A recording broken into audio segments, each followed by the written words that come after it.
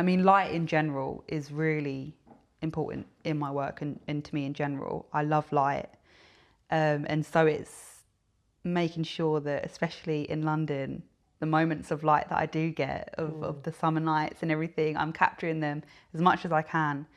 Because it's not so much that I like the sort of summer nights and everything, but I love the tones and the comparisons between, I just love light in general, you know? Yeah. So in the winter, I could have made a million paintings about the light and it wouldn't have had any difference whether it was, you know, whichever season we're in, but it's capturing the shifts that I really like and comparing those to the shifts of sort of artificial lighting and natural lighting. Like nuancing, because in the winter, obviously there's an absence of light. But no, there isn't. There isn't. No, there's light everywhere.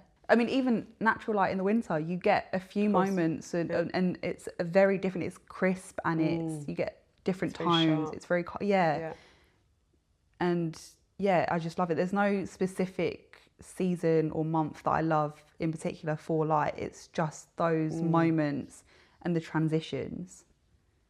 I always think we're so lucky to have seasons. Yeah, we are. I've never thought about that before, actually, but you're right. Yeah. We're lucky. There's a change to it. Yeah.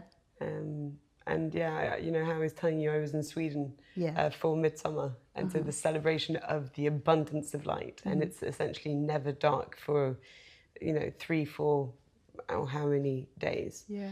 And it was quite disturbing.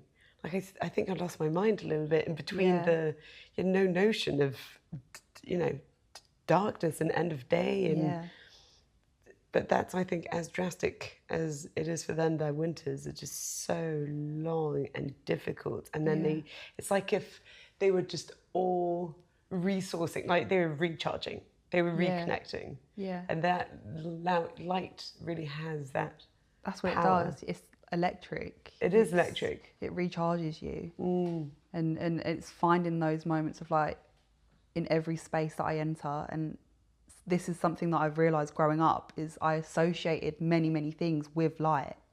So feelings of confusion, of upset, of happiness, joy, there was always something there that I was drawn to, whether it was, you know, a lampshade or the light that day. The light that day, it sort of brushes my skin and then it disappears. It's every moment of light is so important to me.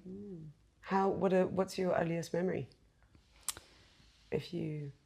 Honestly, I would say it's, going back to my childhood and not having my mum around, or her being very sort of sporadic and what's the word?